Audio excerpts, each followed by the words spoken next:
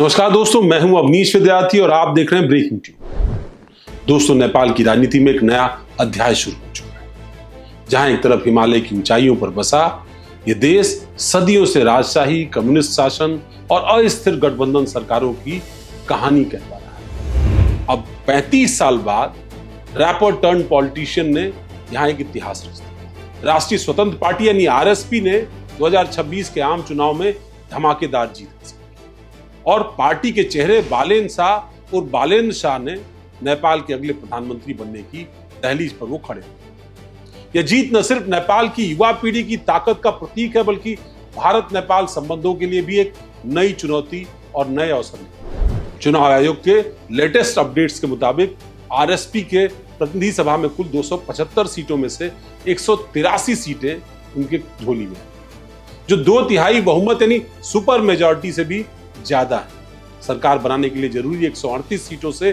कहीं ज्यादा। प्रत्यक्ष चुनाव वाली 165 सीटों में से आरएसपी ने 125 सीट, जबकि समानुपातिक प्रतिनिधित्व सभा वाली 110 सीटों में से 58 सीटों पर पहुंची। यह नेपाल में राजशाही खत्म होने यानी 2008 के बाद सबसे पहली बार हो रहा है जब कोई पार्टी अकेले अपने दम पर इतनी मजबूत है। पारंपरिक पार्टियां जैसे नेपाली कांग्रेस में 17 सीटों पर, सीपीएन यूएमएल केवल 8 सीटों पर धराशायी हुई। पूर्व प्रधानमंत्री केपी शर्मा ओली अपने ही गढ़ झापा 5 में चुनाव हार गए और उनको चुनाव किसने हराया? बालेन शाह। जहां बालेन शाह ने 68,348 वोटों से उनको हराया, जबकि केपी ओली को महज 18,734 वोट मिले। यह चुनाव 5 मार्च 2026 को हुआ था, जो पिछले साल 2025 के जेनजी के विरोध प्रदर्शनों के बाद एक बड़ा चुनाव। उन प्रदर्शनों में दर्जनों युवाओं ने जान गंवा दी। केपी शर्मा ओली की सरकार गिर गई, उनको इस्तीफा देना पड़ा। अब 3 साल पहले बनी आरएसपी पार्टी ने युवाओं की नाराजगी को वोटों में तब्दील कर दिया। मतदान प्रतिशत करीब 60% रहा और चुनाव ज्यादातर शांतिपूर्ण। लेकिन सवाल ये कि क्या बालेन शाह की सरकार भारत के लिए फायदेमंद रहेगी या भारत के लिए चुनौतीपूर्ण साबित होगी? ये समझना बहुत जरूरी है और इसलिए हम ये विश्लेषण आपके सामने लेकर गए। दरअसल नेपाल की राजनीति हमेशा कम्युनिस्ट और कांग्रेस के बीच झूलती रही। 2008 में राजशाही खत्म होने के बाद कम्युनिस्ट पार्टियां किसी न किसी रूप से सत्ता में बनी रही, लेकिन 2025 में जेनजी ने सड़कों पर उतरकर सब कुछ बदल दिया। टिकटॉक और डिस्कॉर्ड जैसे प्लेटफॉर्म पर आयोजित ये प्रोजेक्ट भ्रष्टाचार, बेरोजगारी, पुरानी राजनीति के खिलाफ और दर्जनों युवा पुलिस की गोलियों का शिकार हो गए, उनकी मौत हो गई, जिससे ओली सरकार गिर गई, क्योंकि विरोध प्रदर्शन काठमांडू से लेकर नेपाल के गली कूचों तक। इसी आंदोलन ने आरएसपी यानी राष्ट्रीय स्वतंत्र पार्टी का जन्म इसी दौर में। आरएसपी की स्थापना 2023 में हुई थी। पूर्व टीवी एंकर रवि लामिछाने ने की थी इसकी स्थापना। पार्टी का फोकस युवा, शिक्षित, ईमानदार कैंडिडेट्स पर था। भारत में नेपाल के पूर्व राजदूत लोकराज बराल कहते हैं कि बालेन शाह, जो पहले काठमांडू के मेयर थे, उन्हें पार्टी ने पीएम कैंडिडेट बनाया। चुनाव से ठीक पहले रवि लामिछाने ने बालेन शाह को अपना प्रधानमंत्री का उम्मीदवार घोषित, क्योंकि इस बात का लालच था कि युवाओं में उनका एक अलग क्रेज है। वैसे तो आरएसपी ने बहुत सारे एजुकेटेड लोगों को मैदान में उतारा, लेकिन बालेन शाह एक अलग तरह के नेता थे, उनका क्रेज था। हमें पता नहीं कि बालेन शाह का व्यवहार कैसा होगा, ये बात भी बिल्कुल सही है, लेकिन जनता के बीच जब वो प्रत्याशी के तौर पर सामने आए प्रधानमंत्री पद के, तो हाथों हाथ लिया। आरएसपी में ज्यादातर सदस्य इंजीनियर, डॉक्टर, प्रोफेशनल्स हैं, जो राजनीति में नए हैं और नया नेपाल गढ़ने की भावना रखी। पार्टी ने चुनाव में सुशासन, आर्थिक विकास और युवा सशक्तिकरण पर जोर दिया। काठमांडू की घाटी में आरएसपी ने क्लीन स्वीप किया, सभी 15 की 15 सीटें जीती। चितवन 2 में रवि लामिछाने ने 54,000 वोटों से ज्यादा से जीत हासिल की और महिलाओं में भी आरएसपी की मजबूत पकड़ रही। 16 कैंडिडेट्स में से 13 जीत करके संसद पहुंची। कुल मिलाकर आरएसपी को 2.5 मिलियन से ज्यादा वोट, जो कुल वोटों का 57% से ज्यादा है। आरएसपी की यह जीत नेपाल में 27 सालों बाद स्पष्ट बहुमत वाली पहली सरकार लेकर। बालेन शाह की कहानी किसी फिल्मी स्क्रिप्ट जैसी है। 35 साल के बालेन शाह, जिन्हें बालेन के नाम से ज्यादा जाना जाता है, एक स्ट्रक्चरल इंजीनियर और रैपर और सोशल व्यूज जनरेट करते। भ्रष्टाचार, पर्यावरण, युवा अधिकार जैसे उनके रैप्स के मुद्दे। 2022 में वो काठमांडू के मेयर बने, जहां उन्होंने कचरा प्रबंधन, ट्रैफिक, सिटी प्लानिंग जैसे सुधार किए। लेकिन उनके कुछ फैसले विवादित रहे। जैसे जून 2023 में मेयर रहते हुए बालेन ने हिंदी फिल्म आदिपुरुष पर बैन लगा दी। फिल्म में सीता को भारत की बेटी बताया गया, जबकि बालेन का मानना है कि मां सीता नेपाल की जनकपुर। यह फैसला भारत नेपाल के सांस्कृतिक संबंधों पर सवाल उठाने वाला और ऐसे में यह विवाद और गहराता चला गया। इसके अलावा 2020 में ओली सरकार ने जारी किया नया नक्शा। इसमें उत्तराखंड के उल्लीपुले, कालापानी, लिम्पियाधुरा को नेपाल का हिस्सा बताया। उसे बालेन ने अपने ऑफिस में बाकायदा पोस्टर की तरह लगा दिया। यह भारत के लिए संवेदनशील मुद्दा था। फिर भी बालेन की लोकप्रियता युवाओं में बेजोड़ है। चुनाव में उन्हें ओली को उनके ही गढ़ में हराया, जो सिंबॉलिक जीत है। अब प्रधानमंत्री बनने पर उनकी जिम्मेदारियां भी अलग तरीके से सामने आई। अब वो महज मेयर नहीं है काठमांडू। नेपाल एक लैंडलॉक देश है जिसकी भारत के साथ 1800 किलोमीटर से ज्यादा लंबी सीमा है, जिसमें से 1250 किलोमीटर जमीन से लगी है।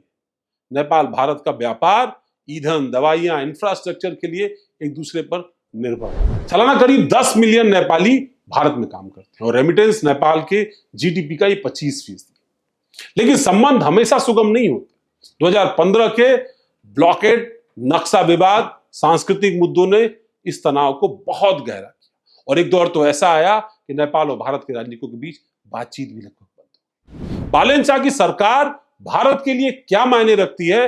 एक तरफ उनके पिछले फैसले, जैसे उन्होंने आदिपुरुष को बैन करके किया था, या ग्रेटर नेपाल के नक्शे पर, ये उनको राष्ट्रवादी तो बनाती है लेकिन भारत विरोधी भी साबित करती है। क्या सीमा विवाद फिर से उछलेगा? क्या ये मुद्दे फिर से उभर जाएंगे? क्या सांस्कृतिक संबंध इससे प्रभावित होंगे? दूसरी तरफ आरएसपी के नेता आशावादी हैं। नेपाल में भारत के पूर्व राजदूत रंजीत राय कहते हैं प्रधानमंत्री बनना और मेयर बनने में काफी अंतर है, जिम्मेदारियां बढ़ जाती हैं। आरएसपी के लोगों से जो खबर मिली है उसके मुताबिक सभी चाहते हैं कि भारत के साथ दोस्ती स्थापित हो। खासतौर पर इकोनॉमिक डेवलपमेंट के फ्रंट पर नेपाल और भारत का साथ आना, साथ काम करना बहुत जरूरी है और शायद नेपाल ऐसा चाहता है, जो वहां के राजनीति कैसी बात करें। आरएसपी के सांसद अमरेश सिंह और स्पष्ट है। वो ये कहते हैं कि भारत के साथ दोस्ताना संबंध ही नहीं रखेंगे बल्कि सांस्कृतिक संबंध, हमारा रिश्ता रोटी बेटी का। भारत के सहयोग से नेपाल को आगे बढ़ाएं। अमरेश सिंह ये भी कहते हैं कि ना हमारी वजह से भारत की जनता दुखी हो, ना भारत की वजह से नेपाल की जनता। ये हमारा बॉटम लाइन। अमरेश सिंह का यह बयान आरएसपी की प्रोग्रेसिव सोच को दर्शाता है। आरएसपी की पॉलिसी में इकोनॉमिक रिफॉर्म्स पर जोर है। वे भारत के साथ हाइड्रो पावर प्रोजेक्ट्स पर, ट्रेड कॉरिडोर और टूरिज्म को बढ़ाने पर काम करना चाहते हैं। नेपाल की जीडीपी ग्रोथ 4% है, जबकि बेरोजगारी 12% से ज्यादा।